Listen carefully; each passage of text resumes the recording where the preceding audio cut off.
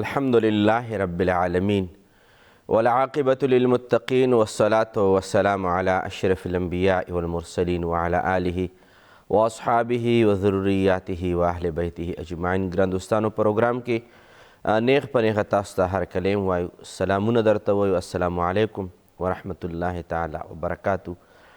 دوستانو، تاسو ګورئ پروګرام د شریعت په رڼا کې نیغ په نیغه باندې، او څنګه تاسو ته معلومه وي د پروګرام اولنې برخه وي د معاشري اصلاح، زوی د پروګرام اولنې برخې طرف ته.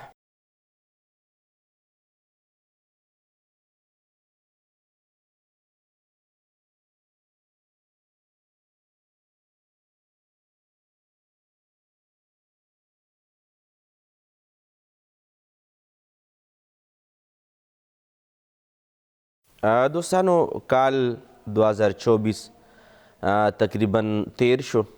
د دغې کال یوه ورځ موږ سره شته دی، او بیا په بله ورځ باندې چې کله تاریخ لیکو نو موږ به 2025 لیکو. خو لیکن که چېرې بحیثیت یو انسان او بیا مخ په وړاندې بحیثیت یو مسلمان انسان غور و فکر وکړي، نو دا وخت چې دا داسې تیریږي لکه څنګه اوبه روانې وي په چپو باندې او پته نه لګي. دارنګې دا ژوند چې دا روان دی، خو چا په دغې کال کې نیک اعمال وکړل او په دغې کال کې د خدای پاک بندګي وکړه، د رب العالمین سره یې جوړه وکړه، او دارنګې هغه امور او هغه کارونه چې کم کارونه باندې رب العالمین خوشحالیږي، چا هغه کارونه کړي دي، هغه هم بس کال دی تیر شو. همدغه شان دی که چېرې یو انسان وګوري چې زما په تیر کال کې د خدای پاک العیاذ بالله څومره نافرمانیانې کړي، ما د خدای پاک څومره احکامات ټوکراو کړي، او مونږ په دغې تیر کال کې څومره د خدای پاک د اوامرو نه مخ ګرځولی، او کم نواهي دي په هغې باندې مونږ څومره زور تیر کړی او مونږ هغه کړي دي. انسان په دې باندې غور و فکر وکړي نو ضروري خبره ده. نو دوستانو، صرف هسې د هغه په طور باندې عرض کول غواړم، یو ورځ سرور دو عالم نور مجسم شفیع معظم صلی الله علیه وعلی آله وسلم په سبا کې اصحابه کرامو ته مخامخ شو، او وی فرمایل چې من اصبح منکم صائما، نن د چا روژه نیولې په تاسو کې اصحابه کرامو؟ ابو بکر صدیق رضی الله تعالی عنہ عرض وکړو یا رسول الله، ما نن روژه ده. حضور مبارک ارشاد فرمایي فمن تبع منکم اليوم جنازة، آیا نن چا جنازه کړې ده؟ ابو بکر صدیق فرمایل چې او روژه هم ده او جنازه هم کړې ده. بیا حضور مبارک ارشاد فرمایي فمن اطعم منکم اليوم مسکینا، آیا چا مسکین باندې څه خوراک څه څښاک وغیره څه صدقه کړې ده او که نه؟ ابو بکر صدیق رضی الله تعالی عنہ فرمایل چې او ما مسکینانو ته روټۍ هم ورکړې ده. بیا حضور مبارک فرمایي فمن عاد منکم اليوم مریضا، حضور فرمایي تاسو کې دا څوک شته چې هغه نن چا مریض پوښتنه هم کړې وي، بیمار پرسی هم کړې وي؟ سبحان الله. ابو بکر صدیق رضی الله تعالی عنہ فرمایل او یا رسول الله، ما نن د مریض پوښتنه عیادت بیمار پرسی مو هم کړې ده. سرور دو عالم نور مجسم شفیع معظم صلی الله علیه وعلی آله وسلم فرمایل چا چې په یو ورځ کې روژه یې وه، جنازه یې وکړه، مسکین له یې صدقه هم ورکړه، روټۍ یې پوخوړه، او ورسره د مریض عیادت یې وکړو، دا څلور واړه کارونه یې په یو ورځ کې وکړل. حضور فرمایل مجتمعهن فی امرئ الا دخل الجنه، حضور فرمایل چې چا هم دا څلورو کارونه په یو ورځ باندې وکړل، دی به رب العالمین جنت ته داخل کړي او دی به جنت ته داخل شي. گویا د دغې حدیث مبارک په تناظر کې هغه ځان له خبره چې دا څلورو کارونه چې دي دا په یو ورځ باندې وکړي انسان ته اجر و ثواب ملاویږي. د دغې حدیث په لاندې محدثینو چې کومه جمله لیکلې ده، کومه خبره یې فرمایلې ده، هغه خبره به زه وړاندې کړم د 2024 په اختتام کې، او هغه دا چې د اصحابه کرامو دا ژوند څومره قیمتي کړی و، په یو ورځ باندې څومره کارونه کړي وو. د اصحابه کرامو د دغې وخت دومره زیات په ښو طریقو باندې استعمال او دارنګې په دغه وخت د قدردانۍ او د دروندوالي دا یو دوی سره احساس و چې دا ورځ چې دی د هسې نه دي تېرېدل پکار څه ناڅه یو کار بل کار بل کار بل کار کول پکار دي. نو علما فرمایي چې د دغې څلور واړو نیک اعمالو په یو ورځ باندې کول اجر او ثواب ځان ته خو په دې کې موږ ته دا درس ملاویږي چې د چا نوم ګټلی دی او که نن ابوبکر صدیق رضی الله تعالی عنه یادیږي او په تېره ورځ باندې باعث جماد الثاني و په هغې ورځ باندې ابوبکر صدیق رضی الله تعالی عنه یوم وصال مناوېده. نو دغه ټول څیزونه د دې خبرې دلیل دی چې چا نوم ګټلی څوک مقام ته رسېدلی څوک رتبې ته رسېدلی د چا خبره دلیل ګرځي د چا ژوند د خلکو دپاره نمونه جوړیږي او د کمو خلکو اقوال زرین بوللی کیږي د چا اقتدا باندې رب العالمین خوشحالیږي د چا په اقتدا کې انسان ته کامیابي میلاویږي د هغوی ژوند تاسو لټ په لټ باندې وګورئ هغوی به د وخت قدر کړی وي هغوی به د وخت نه فایده اخیستې وي او دا هټ کر د دې نه چې دا مونږ خپل اسلاف واخلو مسلمانان خپل قائدین واخلو تاسو نورو دنیا کې تاسو وګورئ چې څومره نامور شخصیات تیر شوي دي که هغه په عیسایانو کې دي که هغه په یهودیانو کې دي او که هغه په بت مت کې دي او که هغه په هندو مت کې دي او که څومره مذاهب باطله چې څومره باطل مذهبونه دي تاسو د هغې شخصیاتو چې کله هم تاسو زندګي د هغوی راواړوئ حالت زندګۍ باندې نظر واچوئ ټولو شخصیاتو نومونه د نومونو جوړېدو په رازونو کې یو راز دا دی چې هغوی وخت قیمتي کړی و وخت نه یې فایده اخیستې وه موږ خو صرف د هر کال په آخر کې ووایو چې بس کال په ختمېدو دی او چې چېرته تشبازیانې او چېرته څه او چېرته څه په دې باندې هم انشاءالله لوی سبا خبرې اترې کوو خو لیکن مقصد مدای حاضرینو چې دا کال تیر شو او د بل کال آغاز به وشي ولې نه چې دغې کال په آخر کې انسان دومره ووایي چې که چېرې ما خپل وخت نو قیمتي کړی 2023 24 22 21 20 چې چا څومره مخکې ژوند تیر کړی دی آینده انسان سوچ و فکر وکړي چې د آینده کالونه چې ژوند وي دا انسان قیمتي کی هم نو قیمتي خلک هله قیمتي ګرځي چې د کمو خلکو وخت قیمتي شي د کمو خلکو تر دې پورې زمونږ اسلافو کې داود طائی رحمت الله علیه امام ابن جوزی خاطر الصید یو کتاب دی هغې کې لیکي چې داود طائی رحمت الله علیه اکثر به ماته کړې روټۍ به خوړه ماته کړې روټۍ به خوړه لکه څنګه سرید څه ته ویلی شي چا به ورته وي جي تاسو همیشه دپاره سرید ولې ورته ویې فرمایل چې سرید په خوراک خوړلو کې آسان دی وخت به کم لګیږي او وی ورته فرمایل چې زه کله سرید نه علاوه روټۍ خورم او د سرید والا پسته روټۍ خورم زر تیره شي زما ضرورت هم پوره شي او زما وخت هم بچت شي او فرمایي چې کله به ما د دواړو روټیو په منځ کې موازنه وکړه نو چې ما به خپله روټۍ نیموله او خوړه مې او کله ما په سرید خوړلی د دې دواړو په منځ په وخت کې دومره فرق و چې ما به 50 آیاتونه تلاوت زیات کولی شول په نسبت ته دې سره چې کله به ما سرید وخوړو نو ما به 50 آیاتونو تلاوت موقع به راته زیاته میلاو شوه او دغه 50 واړو آیاتونو د تلاوت موقع او وخت به رانه هغې روټۍ ضایع کو چې کومه روټۍ ما پخپله ماتوله او خوړله به وی فرمایه چې زه ځکه سرید او ماته کړې ډوډۍ او روټۍ خورم د دې د وجې نه چې بلې روټۍ په نسبت باندې ماته د 50 آیاتونو د تلاوت ټایم راته بچت کیږي دا هغه خلکو که داود طائی رحمت الله علیه دا واقعه یا دغه حکایت یا د دوی دغه قول یا د عملی زندگی که نن سبا مونږه وګورو نو د هغې په شاګردانو په مریدانو کې څومره بېشبها علما مشایخ تیر شوي دي هغې وجه هم دا ده چې هغوی وخت له دومره زیات قدر ورکړی ضروري دا نه ده چې انسان د لازمه خبره هر چا یو خپل ذوق شوق دی خو لیکن لازمه نه ده چې انسان د خامخا بس په دین کې د دومره هر څوک د مستغرق شي چې سترګې نه راوچتوي د الله د عبادت نه ښه خبره ده بهتره خبره ده خو ضروري خبره دا ده چې د انسان د دغه وخت نه چا څومره فایده واخیسته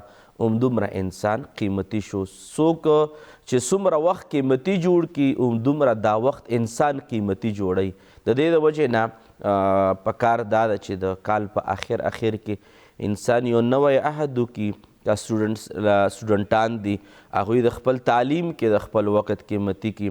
کوم د مدرسې طالب علمان دي هغوی د خپل تعلیم کې د څوک چا کار دی، د چا روزګار دی، د چا څه قسمه دنیاوي شغل دی، په کار دا دی چې شغل دا ژوند او دا وخت چې دی په هغې کې مصروفه کړي، بجای دی چې دی وخت ضایع کړي او بیا وروسته ورله په څه په لاس باندې نه راځي.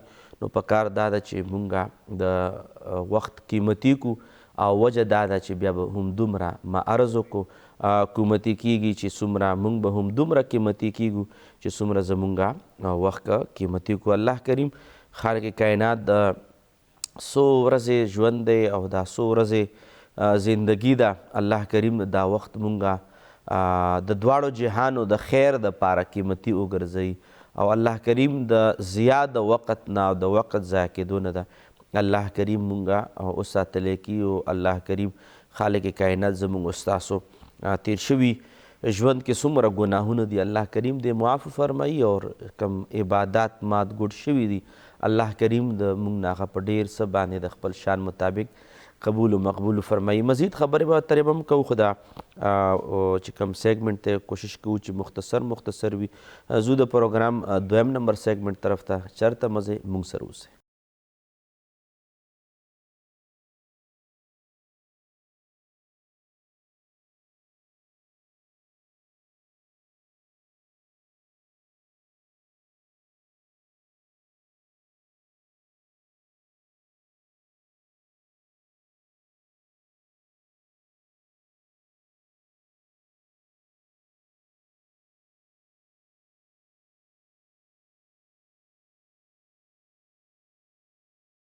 دوستانو السلام علیکم ورحمت الله تعالی وبرکاته.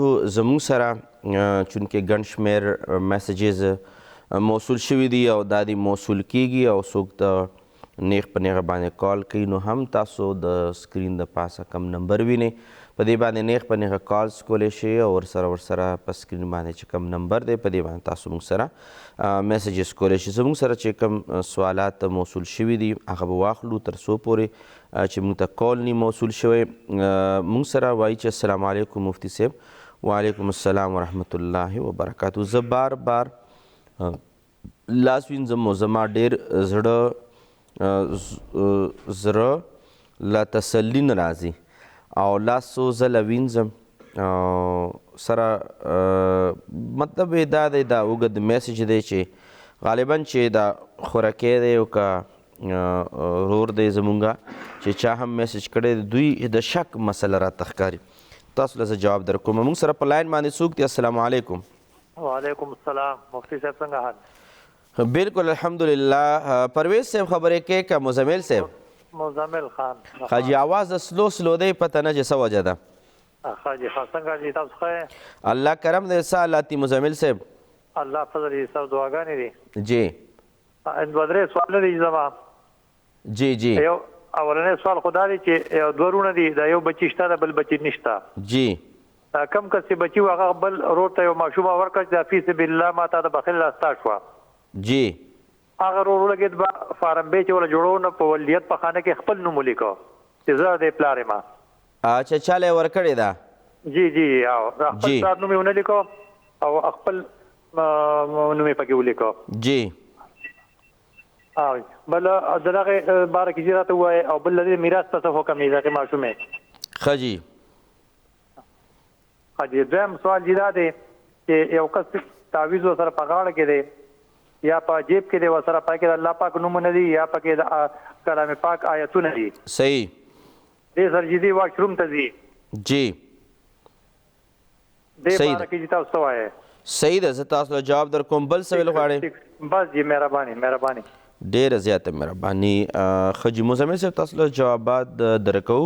موږ سره چې کوم خوراکۍ پوښتنه وکړه نو هغې اصل کې دا ده چې وهم بیماري واقعي خلک وایي که نه چې د وهم علاج نشته دی، خو زه بار دا عرض کول غواړم چې وهم چې کله هم راشي هغې سره به مقابله وکړې او مقابله هم دا ده چې انسان لاس وینځي یا خپه وینځي یا اودس کوي یا لامبي او د ده دا سوچ و فکر شیطان جوړوي چې لاس وچ دی، لا نه دی وینځلی شوی، لا نه دی پاک شوی، نو په دې وخت کې دا پرېښودل پکار دی. دا یې مقابله ده. بچ وینځي او بار بار درله شک راځي، سره د دې نه چې د ستا وهم دا وي چې کیدای شي لاس نی پاک، اودس مه نی برابر، یا بدن مه غسل کې نه دی لوند شوی، سره د دې نه یې پرېږده. نو دا یو قسمه مقابله ده. او ورسره تاسو وظیفه هم کولی شئ، یا نور السماوات والارض، یا نور السماوات والارض، دا وظیفه تاسو روزانه کوئ. دې نه علاوه موږ سره دا وظیفه څومره زیاته کولی شي. دې نه علاوه موږ سره وایي چې سلام مفتي صاحب، وعلیکم السلام ورحمت الله. زه د سوات یما مفتي صاحب، او زما مور خوب کې ښه شپه لیدلې ده، تعبیر یې څه دی؟ ښه شپه لیدلې ده. اوس دا ښه شپه څه مطلب؟ لیلة القدر شپه لیدلې ده، یا څه لیدلي دي، یا څه کتلي دي؟ نو هغې په حوالې باندې تاسو دوباره موږ ته میسج کولی شي. دې نه علاوه موږ سره وایي چې السلام علیکم مفتي صاحب. وعلیکم السلام ورحمت الله. ماشومانو بیماره یم او ما ته ډاکټر وایي ماشوم سره د ګېډه کې د نومالس ماشوم سره غوټه ده. ښه جي، غوټه ده. دې لپاره څه وظیفه راکوئ. د دې دپاره تاسو وظیفه کوئ، یا مصغر الکبیر و یا مکبر الصغیر، صغر ما بی، یا مصغر الکبیر و مکبر الصغیر، صغر ما بی. او داسې ویلی شي اللهم یا مصغر الکبیر و مکبر الصغیر، صغر ما بی. نو بهرحال دا وظیفه تاسو کوئ. الله کریم به د ستاسو اسانه کړي. که دا آیات دا وظیفه تاسو نوټ کړي نه وي، نو تاسو سورت لإیلاف قریش وظیفه، سورت الم تر کیف فعل ربک باصحاب الفیل، سورت فیل وظیفه تاسو کثرت باندې کوئ چې څومره یې کولی شي. ښه جي، موږ سره په لاین باندې څوک دی؟ السلام علیکم. وعلیکم السلام ورحمت الله وبرکاته. مفتی صاحب په دواړو لاسونو باندې سلام منظور کړي. وعلیکم السلامونه ورحمت الله تعالی وبرکاتونه. سر جی عبدالرحیم خبرې کوم د چاته دی نه؟ عبدالرحیم خبرې کوې؟ سر عبدالرحیم. ښه جي، عبدالرحیم صاحب څنګه یې؟ خاصګانې دی، الله رحم دي، شکر دی. جی وایې که نه؟ وظیفې به مې اخیستې، هغه کور والا مې وفات شو، نو چې هغې ته هم دعا وکړې. کور والا د وفات شوه؟ کور والا مې وفات شو جي. ښه، هغه زیاته به چې بیماره وه؟ ګورنور بیماره وه. ښه جي، ښه. خدای پاک د هغې له سره زموږ د ټولو حقدارانو جنتونه ورکړي، او دا لاره خو حق ده. او بس انشاءالله العزیز خدای پاک به له قبر کې ښه انوار او برکات ور نصیب کړي. دعاګانې به ورته کوو، مونږ کتونکي به هم ورته دعاګانې کوي. د ستاسو په غم کې مونږ شریک یو. الله کریم د ستاسو دا غم سپک. الله دې دنیا خسته کړه، خدای دې درجې بلند لیکه پاک رب العالمین. الله دې په دې خوله کې نور هم تاثیر واچوه او بر برکت کې خدای بس موږ ما ته داسې وظیفه راکړې چې رسول الله صلی الله علیه و آله وسلم په خوب کې وینم، او دا کور والا مې خوب کې وینم. الله اکبر. ښه جي، ښه. بس موږ زه یو دعا کوم درته، او موږ کتون به ټول په امین ووایي. الله کریم د ستاسو دا بېقراره زړه په سکون باندې کړي، او خدای پاک د ژړا په خندا بدله کړه، او کور والے ته د الله کریم د حضور مبارک فیضان او برکت ور نصیب کړي، او په جنت الفردوس کې د الله پاک اعلی مقام نصیب کړي. آمین ثم.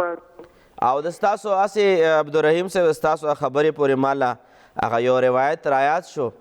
یو بیبي به وه، هغې زوی وفات شوی و، او چې څوک به هم داسې پته ورته ولګېده چې فلانکی کس بیمار دی، او هغه له به ورغله او ورته ویې چې که ته وفات شوې نو که آخرت کې د ما زوی د ولیدو ما سلام په وایه، او چې بل څه به وفات کېدو بس مدینه منوره کې به دا بیبي ګرځېده، او چې څوک چا پته به ورته ولګېده چې فلانکی قریب المرګ دی او نږدې دی مرګ ته، نو هغې له به ورتله او دا به ورته ویل چې ما زوی سره که میلاو شوې نو ما سلام په وایه. دا حقیقت دی چې یو دوک وي، درد وي د انسان دپاره، خو تسلي به کوې. ښه سر جي، دا د تېره سوال تېره سوال عمر یو چې دا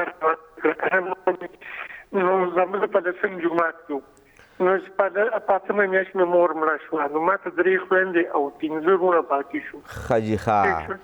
نو هغه پنځه ورونو مې داسې ورونو د چارپدې او ستاسو بچي شته دی بچي څومره بچي شکر الحمدلله زما څلور هلکان دي دوه نجلکۍ دي هغه حافظانې دي او بل یو لور راسره ناسته ده دی په ترجمه باندې حفظ یې کړی دی په ترجمه یې سبق هم ویلی دي اخري ماشوم د څومره عمر دی 19 سال لور مې ده 19 سال لور ده ښه جی بس بچو له تسلي ورکوه چې ته ورته خپله داسې فریاد و ژړا کې نو بچي به بیا ډېر خفه کېږي ته ورته خپې ټینګې کړه ډېره ښه ښځه وه که نه مولوي صاحب ځکه جاړم مینې ښځو په څوک نه جاړي خو دې زما درې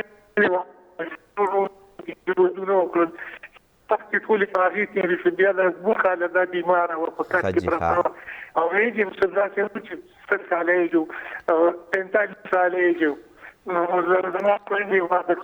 بس عبدالرحیم صاحب چې څومره تاسو سره د غم اظهار وکړو او تاسو ته دعاګانې وکړو دا کمه ده او دا دک و درد انسان باندې خپله ژوند کې تیر شوی وي نو لازمه خبره ده بعضې خبرې احساسات غواړي او موږ تاسو سره په دغې غم کې ظاهري طور باندې او احساسي طور باندې تاسو سره شریک یو پاتې شو د کور ودانې د لیدو دپاره او د حضور مبارک په خوب کې د لیدلو دپاره یو وظیفه در کومه خو اوس موږ سره د یو وړې دمې وخت شوی چېرته مه ځئ موږ سره اوسئ واپس بیا راځو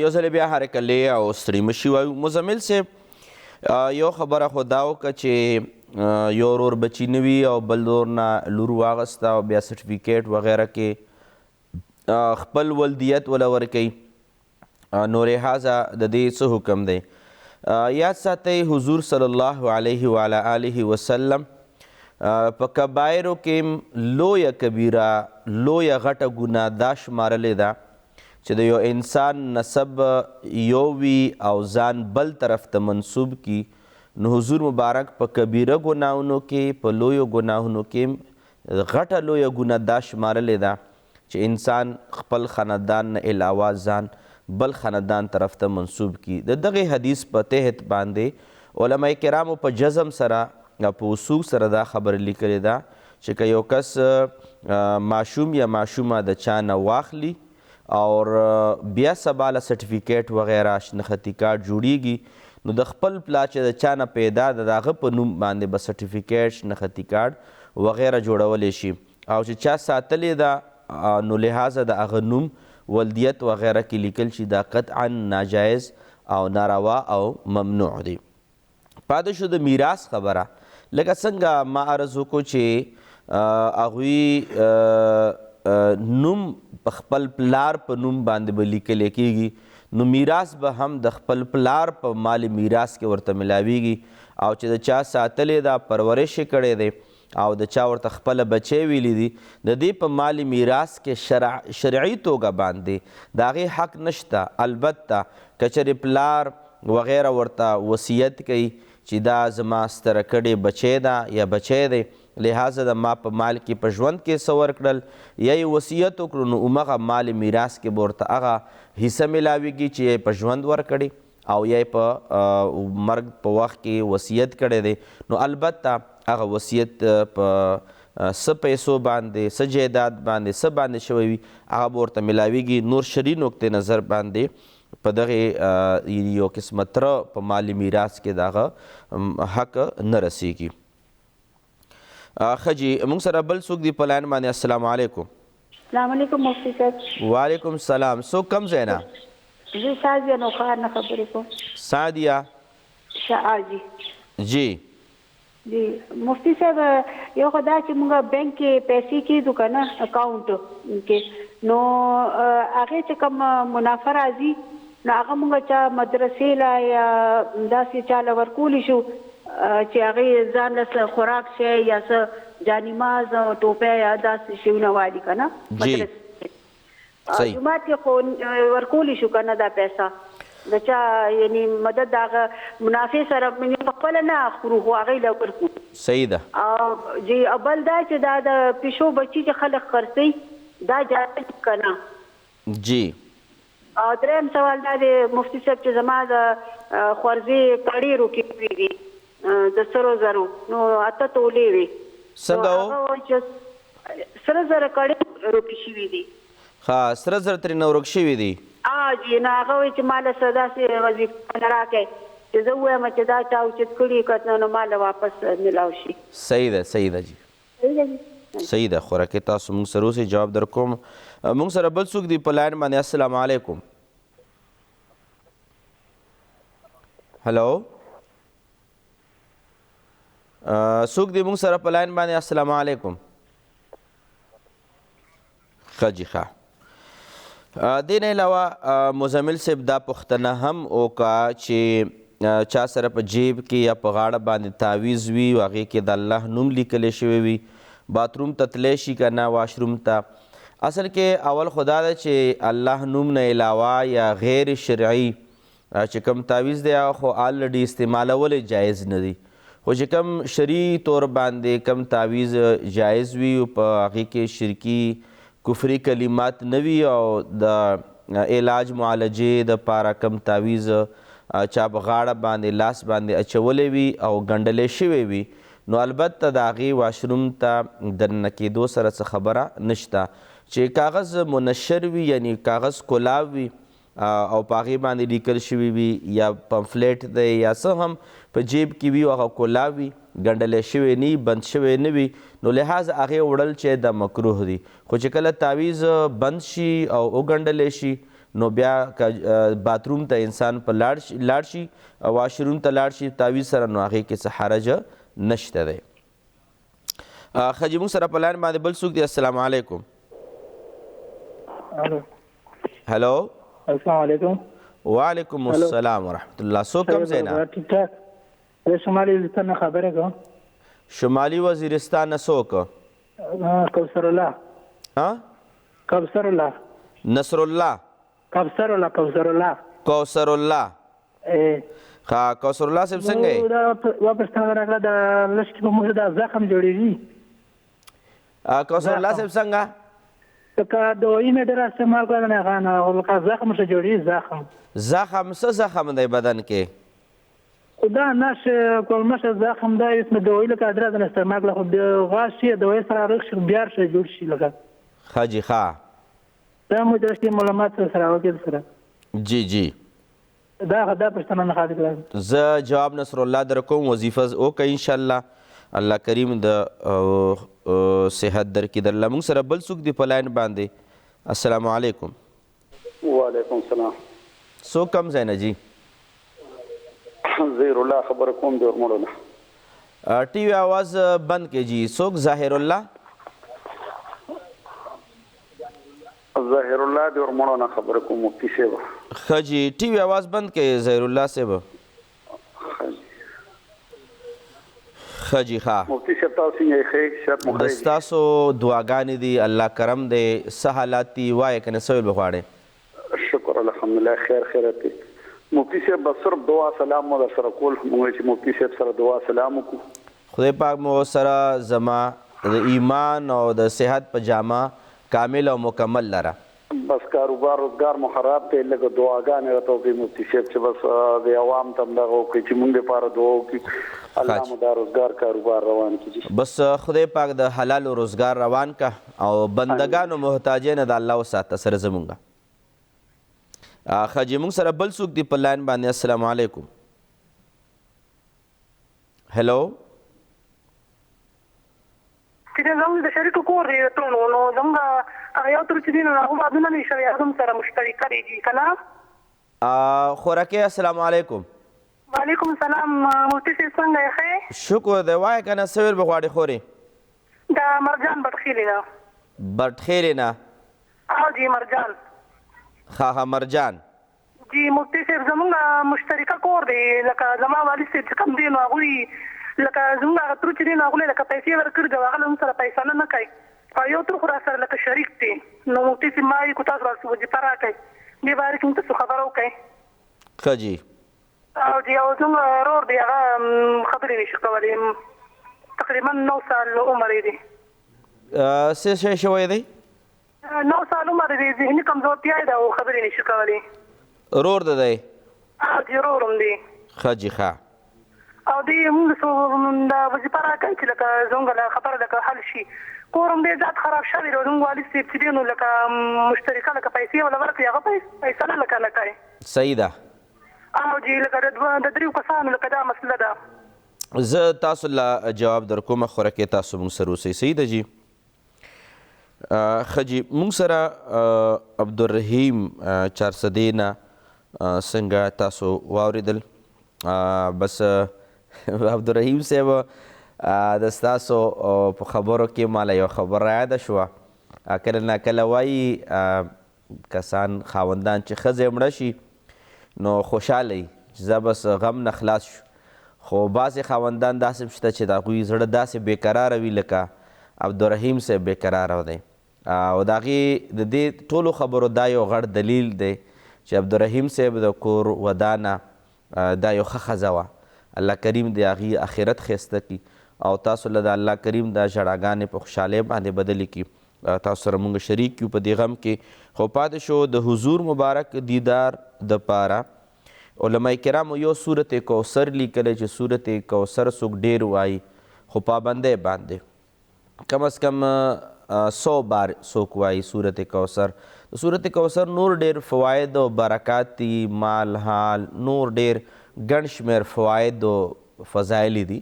خو بهرحال یو پکې دا هم دی چې د حضور مبارک دیدار ورته نصیب کیږي. او دویم نمبر دا درود شریف ډېر کثرت باندې وایي او چې څومره هم تاسو کولی شئ نو درود شریف تاسو وایي. اور دې نه علاوه پاتې شو د کور والا خوب کې لیدو دپاره صورت تکاثر الهاکم التکاثر حتی زرتم المقابر.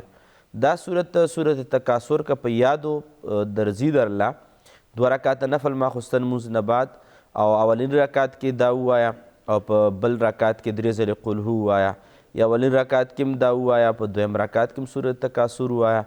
او که په یادو چاله نه ورځي مثال او څوک وایي چې ما مور وفات ته خور څوک هم د چا وفات شوي دي خوب کې لیدل غواړي نو صورت تکاثر د اول رکعت کې وایي او بیا دویم رکعت صورت اخلاص او که چېرې چاله په یادو نه وي زده نو 2 رکعاته نفل دو کی 3 ځلې په هر رکعت کې صورت اخلاص وایي، قل هو الله احد صورت او هغې نه بعد چې کله سلام وګرځئ 11 کرته 11 مرتبه یا 21 یا 41 مرتبه صورت تکاثر د داسې وایي قرآن مجید کې. نو انشاءالله العزیز هغې پسې دې وبخي کم مړي لیدل غواړي هغې پسې دې ایصال ثواب کړي انشاءالله العزیز. په خوب کې به له راشي دا عمل به 11 شپو پورې کوي انشاءالله العزیز دیدار به نصیب شي. دوستانو د دې نه بعد به لاړ شي یو وړې دمې طرف ته. دمې نه بعد راځو او دریم نمبر سیګمنټ باندې بیا شروع اخلو. زو د پروګرام درېمې حصې طرف ته.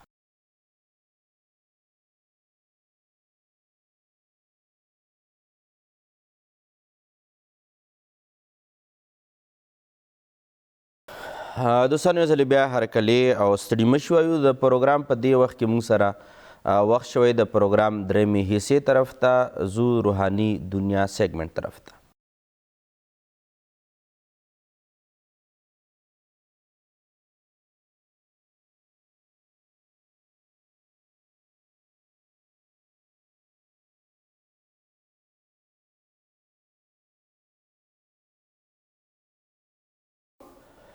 دوستانو شازیه خور دا خبره وکړه چې بینک اکاونټ کې چې کومه منافع راځي ګټه راځي نو دا مدرسې ته جومات ته ورکولی شو که نه. خو رکې ټول ناولنۍ خبره یاد ساته چې کوم اسلامي بینکونه نه دي نور چې کوم بینکونه دي په هغې کې سیونګ اکاونټ یعنی د نفع منافع والا اکاونټ جوړول علما کرامو فتوا ورکړې ده چې صحیح نه دي او هغې باندې چې کومه نفع راځي هغه په خپله باندې هم خوړل صحیح نه دي. په دې کې علما کرامو دا یوه نکته لیکلې ده او هغه دا چې یو کس دی او هغه دستخط یې وکړو چې ماله د ګټه راځي دی په دې ګټه باندې راتلو باندې ګناهګار شو. وروستو بیا دا خبره چې هغه ګټه بیا خپله خوري که بل لی ورکوي هغه بیا وروستو خبره ده. خو دی چې انسان ولیکي ساین وکړي چې ماله د ګټه راځي په دا ګټه راتګ او په دې باندې هغه سودي کاروبار وغیره کول دا ځان نه ګناه ده. بیا وروستو پیسې راځي چېرته به استعمالوي هغې یو ځان له مسله ده. خو بهرحال دا ګټه راتللم ګناه ده او بیا پاتې شو ګټه به بیا چاله ورکې نو بیا یې غرباو له ورکولی شي چې کوم غریبانان دي چې کوم مستحق د زکات وي او غریب انسان وي هغې له ورکول پکار دي. براه راست جومات له یا براه راست مدرسې نه هم اجتناب پکار دی بلکې غریب له ورکول پکار دي. غریب بیا مخکې څه پکوي نو هغه بیا د انسان خپله خوښه ده. خو بهرحال په دې څیز باندې غور پکار دی چې انسان یو ځل ساین وکړي چې ماله د دا پیسې راځي نو دا ګناه خو الډي میلاویږي وروستو دا چې بیا هغه څوک استعمالي او ځان له مسله ده. والله تعالی اعلم ورسوله اعلم. پاتې شو وایي چې د پیشو بچی اخیستل جایز دي که جایز نه دي. نو په دې حوالې سره علما کرامو دا فتوه ده چې پیشو ساتل هم جایز دي او د پیشو خرڅول اخیستل هم جایز دي. نو لحاظه په هغې کې څه خبره نشته لکه څنګه فتاوی علمګیري فتاوی شامی او دارنګې علماو په دې باندې قول کړی دی. باقي پاتې شو د سپي خرڅولو اخیستلو باره کې حضور مبارک صلی الله علیه وآله وسلم د سپي خرید و فروخت او د هغې پیسو په هکله باندې منع فرمایلی ده لکه څنګه بخاري او د ترمذي او د ابو داود حدیث مبارک دی. نو سپي خرڅول او اخیستل جایز نه دي. البته د پیشو والا اخیستل او خرڅول جایز دي خو لیکن سپي کې صرف دا یو خبره ده چې کم کلب معلم وي چې هغه کم ښکار دپاره ساتلی کېږي د هغې خرڅولو او اخیستو باره کې علما احناف او جواز فتوا ورکړی. نور باقي چې کوم عام سپي دي که هغه د هر نسل سره وي که ښکلي دي که بدرنګ دي او که ویښتو والا دي او که هر څنګه دي نو د سپي خرڅول اخیستل جایز نه دي پیشو والا جایز دي.